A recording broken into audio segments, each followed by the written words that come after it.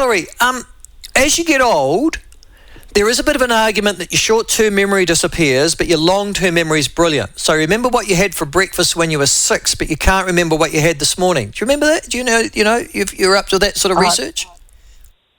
Yes, and I think it's quite common. And people with dementia remember the old. I mean, they can sing the old songs they danced to 50 years ago.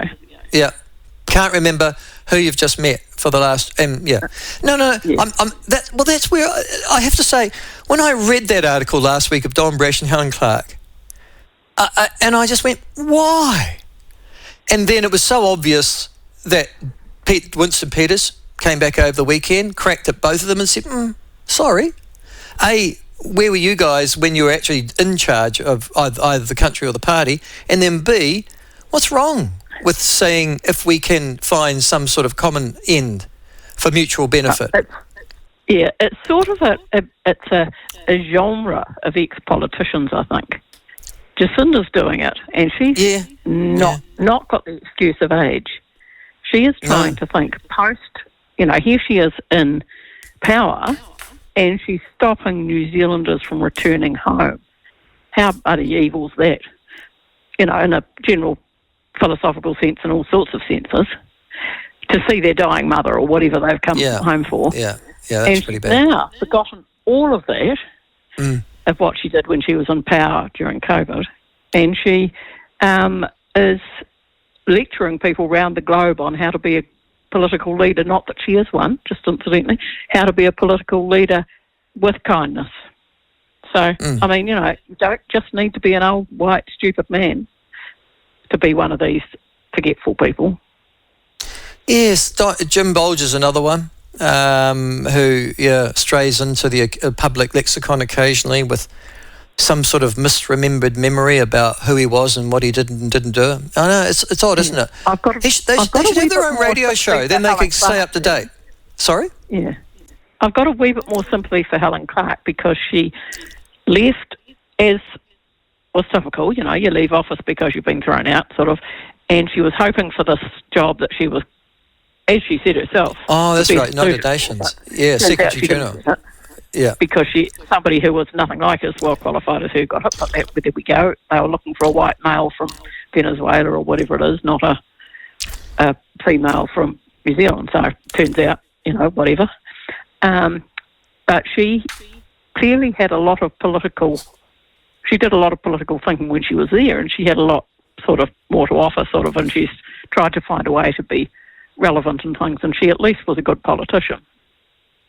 So you've got something to forgive her for when she's just trying to segue that sort of into another life afterwards. Well, listen, people won't remember, but you and I will. But Helen Clark always had a reputation as being quite a significant. She was well on the left of the Labour Party caucus. And then she found herself in power very much a centrist, didn't she? I was always quite surprised by her that once she got into power, and I know a lot of National Party voters were too, that she, instead of going instinctively indulging her leftward sensibilities, she really did try and govern for the middle. She knew that politics was the art of the possible, and no point trying the impossible. Yes. And she resisted, as I said, until the shower, remember the showers? The shower nozzles? And they tried to impose what the minimum or the maximum level should be? Yes. Well, if you try and make too many rules, you'll make a real pig's ear of some of them. But see, I think Chris Hipkins is trying to do that, to be a pragmatic whatever. Yes. But he hasn't got the politics behind him that Helen Clark has. Oh, not the intellect. He's just trying to be centrist. But he's got no base, no sort of background. He's just not got the political sort of stuff that Helen Clark had. Yeah, I'm interested in that because he hasn't really in opposition.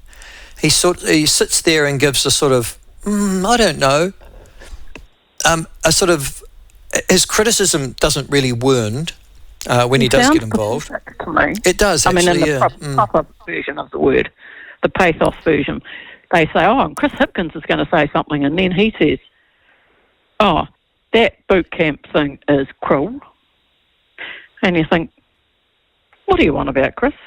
I mean, sort of as a statement, Willow Jean sounds like she made a bit more of a statement about it, but is it cruel to get hold of the worst people who are really looking to a complete life of destroying other people's property and lives and everything else, and trying to not only put them somewhere and give them some structure and discipline and things, but also teach them to read and stuff, I think?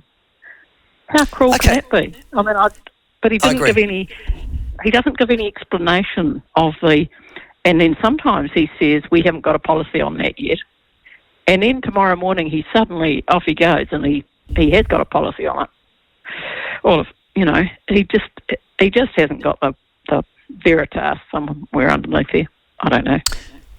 Listen, this afternoon, former Green MP Golriz Ghahraman is going to be sentenced after admitting 4 shoplifting charges relating to the theft of thousands of dollars, I think over $20,000 worth of clothing, when she appears... Thieving rich people's stuff. Yeah, that's right, in the Auckland District Court. Now, her lawyer will, I'm sure, without any question here of contradiction, be applying for a discharge without conviction, and I'm presuming that will be the case, arguing that she has suffered enough of the consequences of her actions. I was struggling with this morning and thinking, what is the appropriate punishment for her? Now, I don't think she'll go to prison, and that would seem a waste of time and effort and energy. But should she, A, be convicted, and what would be the level of punishment do you think that's appropriate? I think she should be convicted because I think it's going to be hard for them to say that if she isn't convicted, it's for any reason other than who she is. And that's not a reason. And it's going to be very obvious. Anybody else who's ever stolen anything is going to say, what about her? But having been convicted, I think she's been punished significantly just because of who she is, and sort of slap wet bus ticket stuff. If she's offered to pay back for the things she stole and given, $3,000 to a charity of somebody's choice or something, whatever. Yeah, but the issue here is she doesn't want to be convicted because that will mean that she probably can't practice law again, which she's got to earn a living in the future. Yeah, she will right? later. Yeah. Well, and actually, mostly people who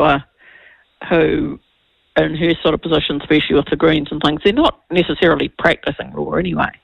I mean, they're lawyers and they've come from a background where they were practicing.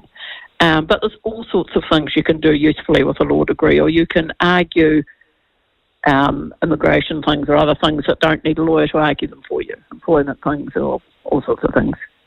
And you can also